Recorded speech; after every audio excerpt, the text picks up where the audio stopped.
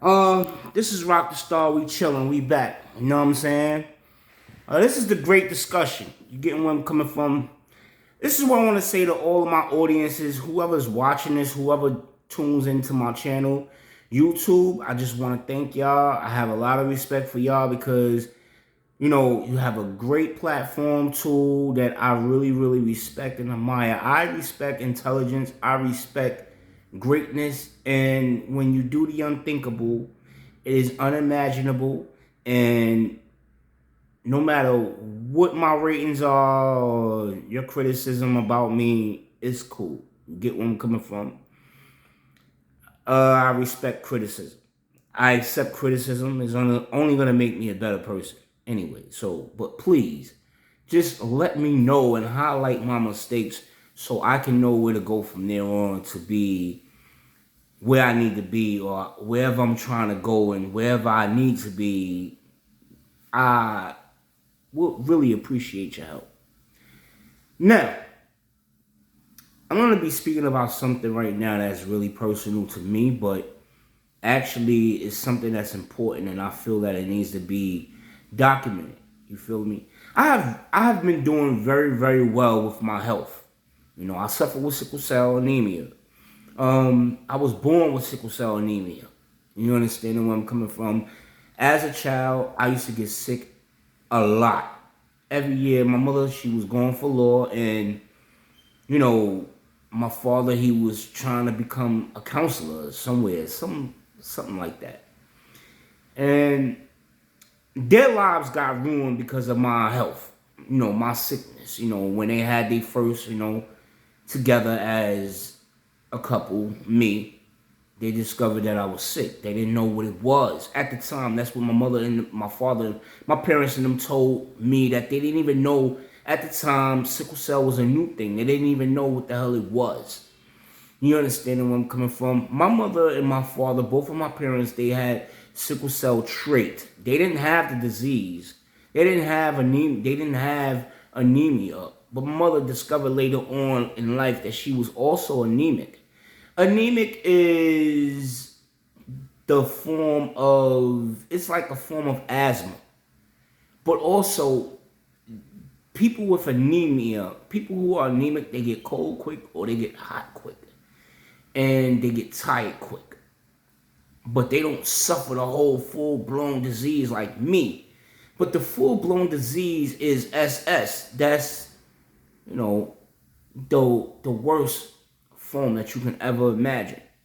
Those people require a lot of blood transfusions and whatnot. You know what I'm saying? I just want to say, by the way, RP to my boy, Prodigy. You know what I'm saying? That's my cousin. You know what I'm saying? And I love him dearly, even though we never really met and got a chance to hang out and, do music together, whatever. And it's sad, but I did go to one of his concerts, in Midtown, and, he saw me and I saw him, and, I let him know that I supported him and I love his music, and I still love his music to this day, daily. You understand where I'm coming from? I know what he went through. I know what he was going through. I know what he was suffering with because I have SC. SC is just a milder form of SS, and basically, what SC is that we don't have to get as much blood transfusions as SS do. I've gotten a blood transfusion twice in my whole entire life. But when I got these blood transfusions, I only got that during when I was an adult. I smoke a lot of weed, so doctors told me that was what it was. Did I quit? For 5 years, I quit smoking weed, but that was only when I was in the shelter. But did I quit after I got the blood transfusion in September 2001, 9/11? I was in ICU. I got out of ICU the same day as September 9/11, 2001. I was in the hospital when that had happened. They had to let me go early the same day because of that situation that had happened.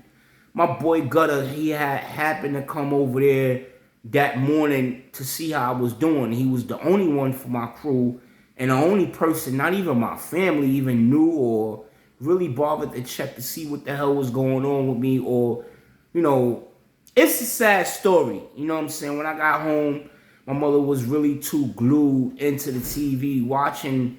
She's a TV fanatic. You know what I'm saying? I don't like her for that, but, you know, it's my mother. You know what I'm saying? She didn't even stop what she was doing. She didn't even know that I was in the hospital. It's a sad story.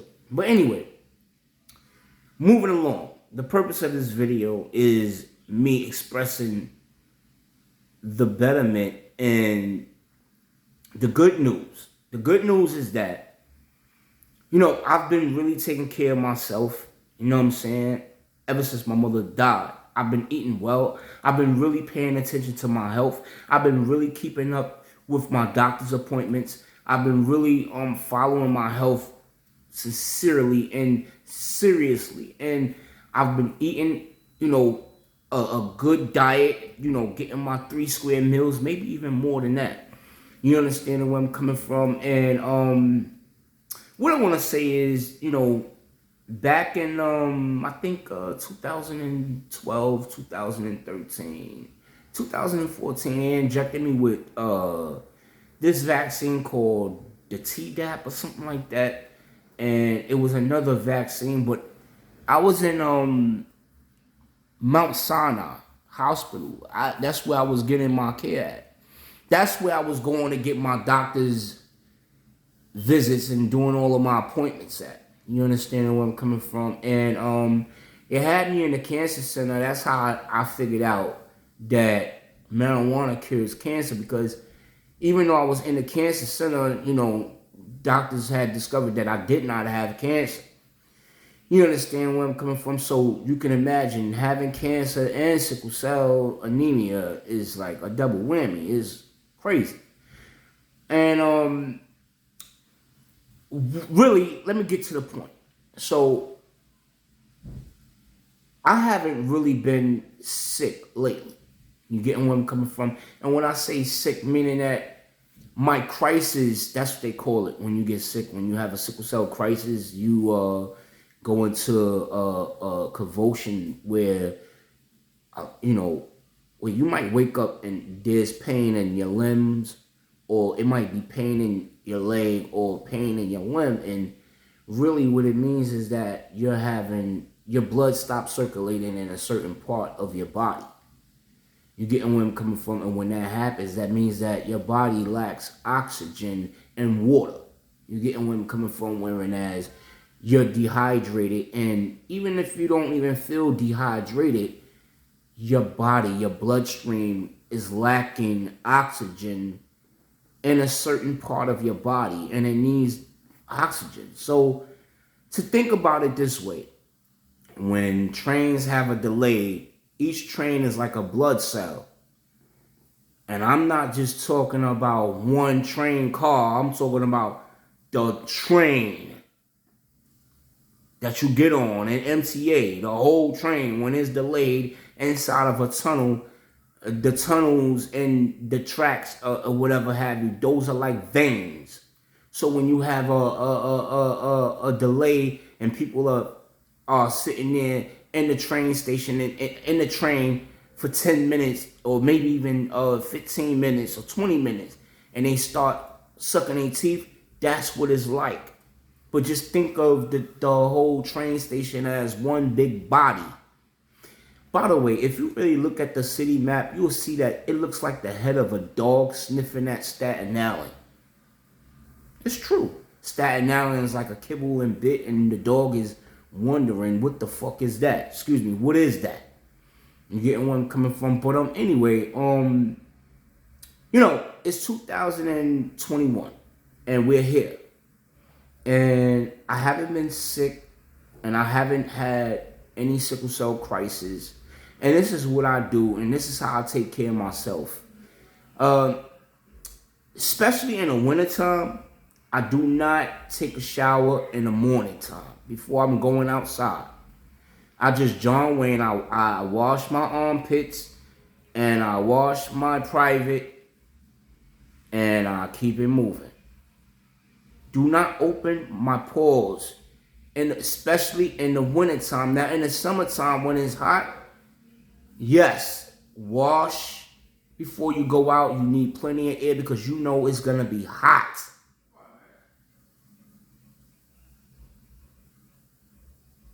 You getting where I'm coming from? So you know it's gonna be hot outside in the summertime. So you know to wash and drink a lot of water in the summertime. Now in the wintertime, you know not to. You know to take your shower only before you go to sleep. Only before you go to bed. Let your drawers pop. Let your pores dry up, and that's what it is. You getting where I'm coming from? So that's one of the things that I do. And I eat healthy. I really stopped drinking a lot of soda. I don't really drink soda too much. I drink soda occasionally now. Really what I do is I drink water and I do a lot of I drink a lot of Kool-Aid and stuff like that. But I manage my sugar to the point where it's not too sweet, but it's just right. It's not watery, but it's too sweet. I mean, it's not too sweet. It's just right. It's just enough sugar. And getting where I'm coming from, and that's just basically it. You know what I'm saying? And you know, I love sunflower seeds, especially the barbecue sunflower seeds and the cheese sunflower seeds. But I can't eat them because it'll dry up. You know what I'm saying? It's a dry food. So if it dries up, it gets into your blood, it gets into, and then it causes these bumps, it causes these cysts to pop under my armpits and stuff like that. And then I have to pop it and bust out the pus out of my armpit. That's what I was going through in 2014 when I was in the shelter over there on the east side on 124th Street. Because I was eating a lot of sunflower seeds. So that's really what it was. You get where I'm coming from? But I feel good, you know what I'm saying? And I haven't been, you know what I'm saying, sick and going through having a lot of pain and whatever. But this is what I'm gonna say. I don't think that I don't take folic acid either. I'm sorry, docs. I'm sorry to the medical team. No, I ignore that. I don't take folic acid. You know what I'm saying? And I lay off the soda. You know what I'm saying? So that's just basically why you don't see me sick a lot and you don't see me in the hospital a lot. But last year I had like stomach, like my stomach was irritable and I threw up and all of this, that, and the third, and I was in the hospital. But I only stayed one day, and that was like history, because normally I'll stay in the hospital for like a week or two when I'm sick. You get where I'm coming from? Yes, I started back smoking weed and only weed. Same routine. But, I haven't been getting sick that much. I've been drinking a lot of water. See, back in the days, back in 2000 when I was, outside and hanging out and I was running reckless and all of this, that, and the third, I really wasn't paying too much attention and I was smoking weed and I didn't have a stable diet, meaning that, some days I went without eating. Some days I went without drinking, the proper amounts of fluids that I needed to drink for, that I needed for my body. And I was reckless with it, and I'm hanging around, and I'm going around, and I'm hanging out with this girl, and that girl, and this dude, and that dude, and I might eat tonight. We're going to go hang out in a hotel, because I'm trying to get some, have sex, or whatever have you, and I'll eat McDonald's or whatever, and that be what it is. But that may have been the only meal that I had ate all day long. So I may had only ate that one time for that day. And, that was my life. That was how I was living. And I was hardly home. And when I did go home, I only went home to go change. And, I speak to my mother for a little bit. She might be listening to her music or she might be watching her TV. And she might ask me to just go to the store for her. And, the conversation was really too short. You know what I'm saying? To the point where we didn't really hang out too much together. Everybody had their own thing going on. She hung out with her neighbor, my aunt, Betty and all of them, next door and all of that, because that's nothing but family in that building. So I knew everybody in that building, and, they always hung out, and they was in their own world, in their own peer circle. and I was in mine. Either I come home with my girl, I never really cleaned up my room like that. Shit thrown all over the place, and I was just living a reckless life. You know what I'm saying? Let's just make it simple. To make a long story short. You know what I'm saying? But peace. One, Rocdastar, I'm out.